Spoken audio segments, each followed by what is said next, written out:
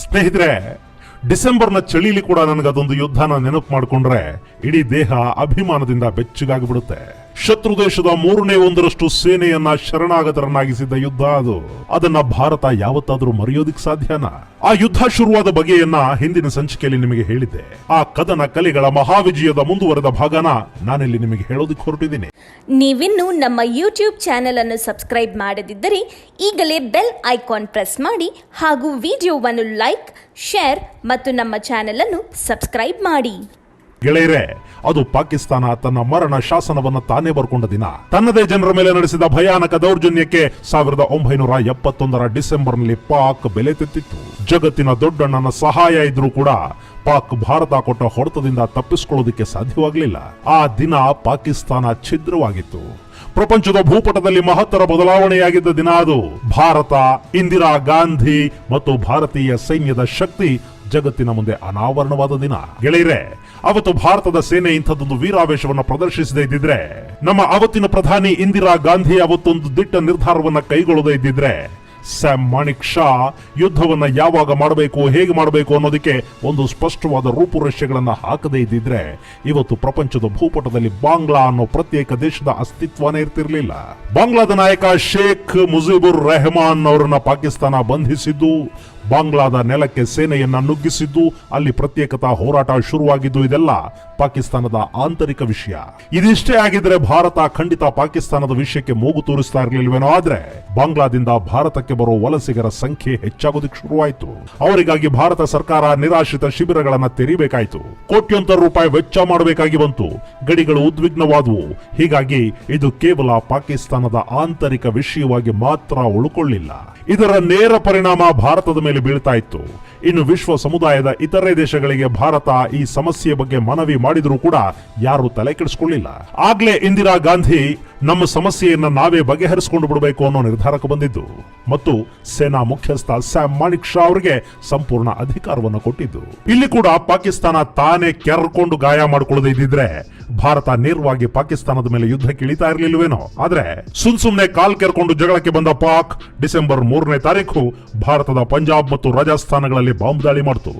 ಆ ಸಮಯದಲ್ಲಿ ಪಶ್ಚಿಮ ಬಂಗಾಳದ ಪ್ರವಾಸದಲ್ಲಿದ್ದ ಇಂದಿರಾ ಗಾಂಧಿ ಹಠಾತ್ತನೆ ದೆಹಲಿಗೆ ಬಂದು ತುರ್ತು ಕ್ಯಾಬಿನೆಟ್ ಸಭೆಯನ್ನು ಕರೆದ್ರು. ವಿರೋಧ ಪಕ್ಷದ ನಾಯಕರ ಜೊತೆ ಚರ್ಚೆ ಮಾಡಿದ್ರು. ಆ ನಂತರ ಆಕೆ ಆಲ್ ಇಂಡಿಯಾ ರೇಡಿಯೋ ಮೂಲಕ ಭಾರತವನ್ನ ಉದ್ದೇಶಿಸಿ ಮಾತನಾಡಿದ್ರು. ಪಾಕ್ ಭಾರತದ ಮೇಲೆ ಯುದ್ಧ ಘೋಷಣೆ ಮಾಡಿರೋದನ್ನ ತಿಳಿಸಿ ಅದಕ್ಕೆ ದಿಟ್ಟ ಪ್ರತ್ಯುತ್ತರ ಕೊಡೋದಾಗಿ ಘೋಷಣೆ ಮಾಡಿಬಿಟ್ರು. ಇನ್ನು ಭಾರತೀಯ ಸೇನೆ ಯಾವುದಕ್ಕೂ ತಡ ಮಾಡಲಿಲ್ಲ. ಪಾಕಿಸ್ತಾನಿ ಪಡೆಗಳ ಮೇಲೆ ಮುರ್ಕೊಂಡು ಬಿತ್ತು. ಬಾಂಗ್ಲಾದಲ್ಲಿ ನಡೀತಿದ್ದ ವಿಮೋಚನಾ ಚಳವಳಿಗೆ ಸಂಪೂರ್ಣ ಸಹಕಾರ ಒದಗಿಸಲಾಯಿತು.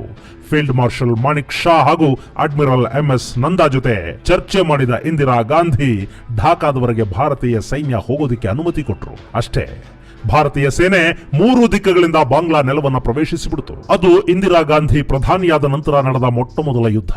ಆ ಯುದ್ಧಕ್ಕೆ ಆಕೆ ಸಿಕ್ಕಾಪಟ್ಟೆನೆ ತಯಾರಿ ಮಾಡಿಕೊಂಡಿದ್ರು.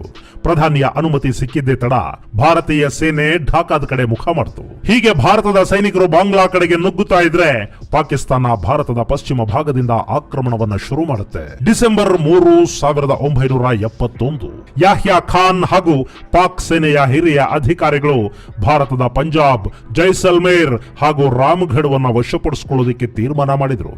ಆ ಕ್ಷಣವೇ ಪಾಕ್ ಸೇನೆ ತನ್ನ ಗುರಿಯತ್ತ ಮುನ್ನಡೆಯಿತು. ಪಾಕ್ ಸೇನಾಧಿಕಾರಿಗಳು ಭಾರತದ ನೆಲದಲ್ಲಿ ಬೆಳಗಿನ ತಿಂಡಿ ತಿನ್ನಬೇಕು ಅನ್ನೋ ಹುಮ್ಮಸ್ಸಲ್ಲಿ ಟ್ಯಾಂಕರ್ಗಳನ್ನ ಹತ್ತಿ ಮುಂದಕ್ಕೆ ನಡೆದ್ರು. ಪಾಕಿಸ್ತಾನದ ಟ್ಯಾಂಕರ್ಗಳು ಯುದ್ಧೋತ್ಸಾಹದಲ್ಲಿ ಭಾರತದ ಗಡಿಯನ್ನ ಪ್ರವೇಶ ಮಾಡಿದ್ವು. ಪಾಕ್ ಸೇನಾಧಿಕಾರಿ ತಾರಿಕ್ ಮೀರ್ ರಾಮಗಢವನ್ನ ವಶಪಡಿಸಿಕೊಂಡೇ ತೀರೋದಾಗಿ ಶಪಥ ಬೇರೆ ಮಾಡಿದ್ದ. ಹೀಗೆ ಭಾರತದ ವಿರುದ್ಧ ರೋಷಾವೇಶದಲ್ಲಿ ಮುನ್ನುಗ್ಗಿದ್ದ ಪಾಕ್ ಸೇನೆಗೆ ರಾಜಸ್ಥಾನದ ಲೋಂಗೇವಾಲಾ ಬಳಿ ಭಾರತೀಯ ಸೇನೆ ಮುಟ್ನೋಡ್ಕೊಳ್ಳೋ ಹಾಗೆ ಪೆಟ್ಟು ಕೊಡ್ತು.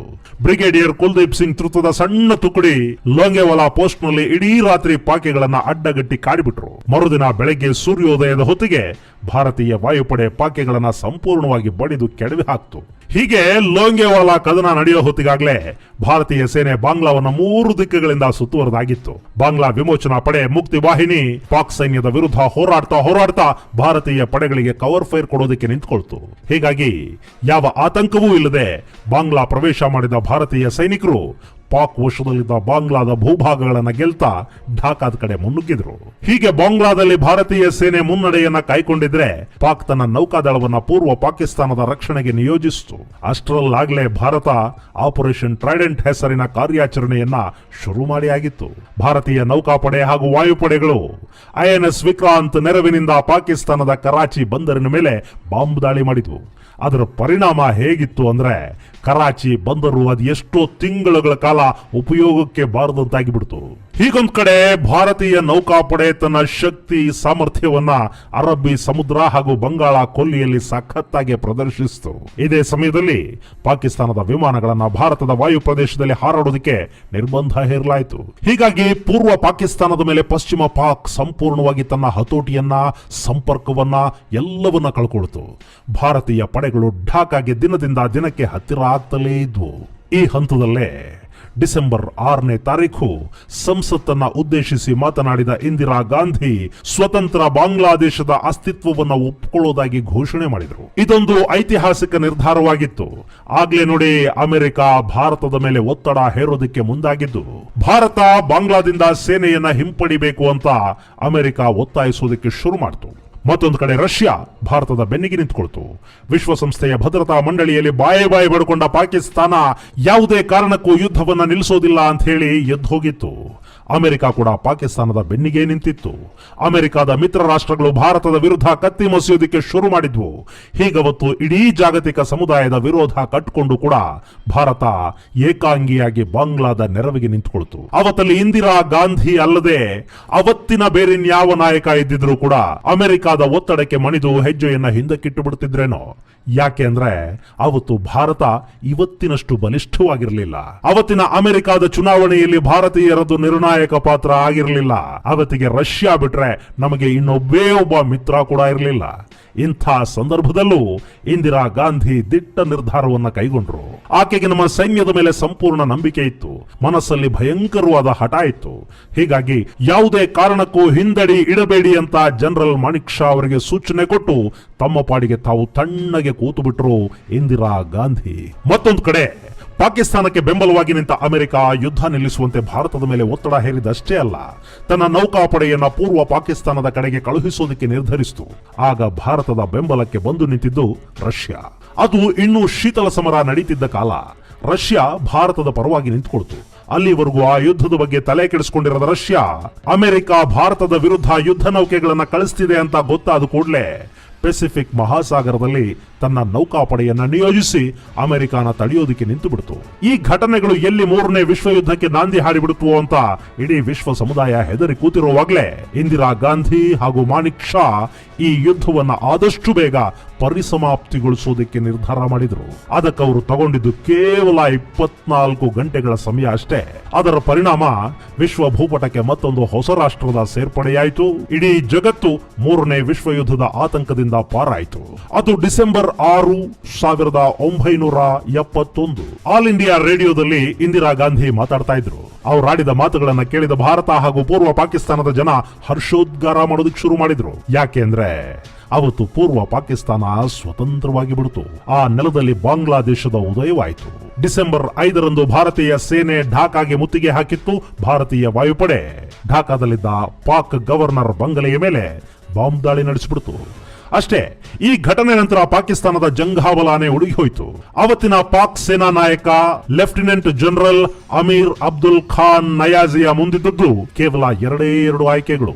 ಒಂದು, ಅವರು ಭಾರತದ ಮುಂದೆ ಶರಣಾಗಬೇಕಿತ್ತು ಅಥವಾ ಹೋರಾಡಿ ಸಾಯಬೇಕಾಗಿತ್ತು. ಅವತ್ತಿಗೆ ಢಾಕಾದಲ್ಲಿ ಪಾಕ್ ಸೈನಿಕರು, ಪೊಲೀಸರು, ರಾಜತಾಂತ್ರಿಕ ಅಧಿಕಾರಿಗಳು, ಅವರ ಹೆಂಡತಿ, ಮಕ್ಕಳು ಎಲ್ಲ ಸೇರಿ ಸುಮಾರು 95,000 ಮಂದಿ ಪಾಕ್ ಬೆಂಬಲಿಗರ ಪಡೆ ಇತ್ತು. ಒಂದು ವೇಳೆ ಯುದ್ಧ ಮುಂದುವರೆದಿದ್ದೇ ಆದ್ರೆ ಮುಕ್ತಿ ವಾಹಿನಿ ಯಾರನ್ನೂ ಬದುಕೋದಿಕ್ಕೆ ಬಿಡೋದಿಲ್ಲ.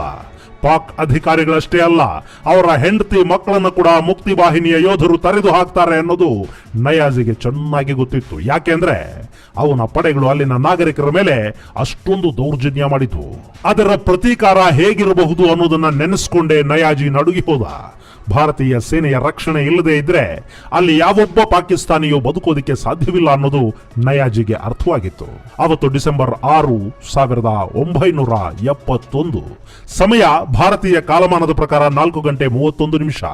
ಢಾಕಾದಲ್ಲಿನ ರೇಸ್ ಕೋರ್ಸ್ ಮೈದಾನದಲ್ಲಿ ಪಾಕಿಸ್ತಾನದ ಸೈನಿಕರು ಜಮಾವಣೆಯಾಗಿದ್ರು. ಪಾಕ್ನ ಲೆಫ್ಟಿನೆಂಟ್ ಜನರಲ್ ನಯಾಜಿ ಕೂಡ ಅಲ್ಲಿಗೆ ಆಗಮಿಸಿದ್ದ. ಭಾರತದ ಪರವಾಗಿ ಲೆಫ್ಟಿನೆಂಟ್ ಜನರಲ್ ಜಗಜೀತ್ ಸಿಂಗ್ ಅರೋರಾ ತುರ್ತಾಗಿ ಢಾಕಾಗೆ ಬಂದರು. ಅವರು ಬರೋ ಹೊತ್ತಿಗೆ ಪಾಕ್ ಸೈನಿಕರು ಶಸ್ತ್ರಾಸ್ತ್ರಗಳನ್ನ ಕೆಳಗಿಟ್ಟು ಮಂಡಿಯೂರಿ ಕುಳಿತಾಗಿತ್ತು. ಅಲ್ಲಿ ಶರಣಾಗತಿಯ ಪತ್ರಕ್ಕೆ ಪಾಕ್ನ ಸೇನಾ ಮುಖ್ಯಸ್ಥ ನಯಾಜಿ ಸಹಿ ಹಾಕ್ತಿದ್ದ ಹಾಗೆ ಬಾಂಗ್ಲಾದ ಜನ ಹುಚ್ಚೆದ್ದು ಕುಣಿದ್ರು. ಇಂದಿರಾ ಗಾಂಧಿ ಹಾಗೂ ಭಾರತೀಯ ಸೇನೆಗೆ ಕೃತಜ್ಞತೆಗಳನ್ನು ಅರ್ಪಿಸಿದ್ರು. ಶೇಖ್ ಮುಜಿಬುರ್ ರೆಹಮಾನ್ ಪರವಾಗಿ ಘೋಷಣೆಗಳಾದವು. ಅವತ್ತು ಪ್ರಪಂಚದ ಭೂಪಟನೇ ಬದಲಾಯಿತು. ಪಾಕಿಸ್ತಾನದ ಕಪಿಮುಷ್ಟಿಯಿಂದ ಬೇರ್ಪಟ್ಟ ಬಂಗಾಳಿ ಭಾಷಿಕ ಪೂರ್ವ ಪಾಕಿಸ್ತಾನದ ಜನ ಪ್ರತ್ಯೇಕ ಬಾಂಗ್ಲಾದೇಶದ ಸರ್ವತಂತ್ರ ಸ್ವತಂತ್ರ ಪ್ರಜೆಗಳಾದರು. ಇಷ್ಟೆಲ್ಲ ಆಗೋ ಹೊತ್ತಿಗೆ ಪಾಕ್ ಆಕ್ರಮಿತ ಕಾಶ್ಮೀರ, ಸಿಂಧ್ ಹಾಗೂ ಪಾಕಿಸ್ತಾನದ ಪಂಜಾಬ್ ಪ್ರಾಂತ್ಯಕ್ಕೆ ಸೇರಿದ ಸಾವಿರಾರು ಚದರ ಕಿಲೋಮೀಟರ್ ಭೂಭಾಗವನ್ನ ಭಾರತ ವಶಪಡಿಸಿಕೊಂಡಿತ್ತು. ಸುಮಾರು 90,000 ಮಂದಿ ಪಾಕ್ ಸೈನಿಕರು ಯುದ್ಧ ಕೈದಿಗಳಾಗಿ ಬಂಧಿಸಲ್ಪಟ್ಟರು. ಜನರಲ್ ಮಾಣಿಕ್ ಶಾ ತಾವು ಹೇಳಿದ ಹಾಗೆ ಪಾಕಿಸ್ತಾನದ ವಿರುದ್ಧ ಜಯಭೇರಿಯನ್ನ ಬಾರಿಸಿದರು. ಅದರ ಹಿಂದೆ ಭಾರತೀಯ ಯೋಧರ ಕೆಚ್ಚಿತ್ತು, ಬಲಿದಾನ ಇತ್ತು. ಅವತ್ತು field marshal Manekshaw, admiral SM Nanda, air chief Pratap Chandra Lal ಹಾಗೂ ಇಡೀ ಭಾರತೀಯ ಸೇನೆ ಪಾಕಿಗಳಿಗೆ ಸರಿಯಾದ ಬುದ್ಧಿ ಕಲಿಸಿತ್ತು. ಮುಂದೆ ಕದನ ವಿರಾಮದ ಒಪ್ಪಂದದಂತೆ ಭಾರತ ಆಕ್ರಮಿಸಿಕೊಂಡಿದ್ದ ಭೂಪ್ರದೇಶ ಹಾಗೂ ಕೈದಿಗಳನ್ನು ಬಿಡುಗಡೆಗೊಳಿಸಿತು. ಶೇಖ್ ಮುಜಿಬುರ್ ರೆಹಮಾನ್ ಬಾಂಗ್ಲಾದೇಶದ ನೂತನ ನಾಯಕರಾದರು. ಇಂದಿರಾ ಗಾಂಧಿ ವಿಶ್ವ ಸಮುದಾಯದ ಎದುರು ಪ್ರಬಲ ನಾಯಕಿಯಾಗಿ ಹೊರಹೊಮ್ಮಿದ್ರು. 1971 ಹೀನಾಯ ಸೋಲು ಪಾಕಿಸ್ತಾನದಲ್ಲಿ ಆಂತರಿಕ ಕಲಹಗಳಿಗೆ ಕಾರಣವಾಯಿತು. ದಂಗೆಗಳು ಪ್ರಾರಂಭವಾದವು. ಪಾಕ್ ಅಧ್ಯಕ್ಷ ಯಾಹ್ಯಾ ಖಾನ್ ತಮ್ಮ ಸ್ಥಾನಕ್ಕೆ ರಾಜೀನಾಮೆ ಕೊಡಬೇಕಾಯಿತು. ಜುಲ್ಫಿಕರ್ ಅಲಿ ಭುಟ್ಟೋ ಪಾಕಿಸ್ತಾನದ ಆಡಳಿತವನ್ನು ಕೈಗೆತ್ತಿಕೊಳ್ಳೋ ಹಾಗಾಯಿತು. ಅದರ ಹಿಂದಿದ್ದವರು ಕೂಡ ಇಂದಿರಾ ಗಾಂಧಿನೇ. ಅವತ್ತವರು ಜುಲ್ಫಿಕರ್ ಅಲಿ ಭುಟ್ಟೋಗೆ ಪಾಕಿಸ್ತಾನದ ಚುಕ್ಕಾಣಿಯನ್ನ ಕೊಡಿಸಿದ ಘಟನೆ ಇದೆಯಲ್ಲ, ಅದೇ ಒಂದು ಅದ್ಭುತ ಹಾಗೂ ಸ್ವಾರಸ್ಯಕರ ಘಟನೆ. ಅದನ್ನು ನಿಮಗೆ ಹೇಳ್ತೀನಿ. ಆದರೆ ಇಷ್ಟೆಲ್ಲ ಆದ ಮೇಲೂ ಭಾರತದ ನೆರವಿನಿಂದ ಸ್ವತಂತ್ರಗೊಂಡ ಬಾಂಗ್ಲಾ ಮುಂದೆ ಭಾರತಕ್ಕೆ ತಲೆನೋವಾಗಿದ್ದು ಮಾತ್ರ ಐತಿಹಾಸಿಕ ದುರಂತ. ಇದು ಪಾಕಿಸ್ತಾನ ಇಬ್ಬಾಗವಾದ ಕಥೆ.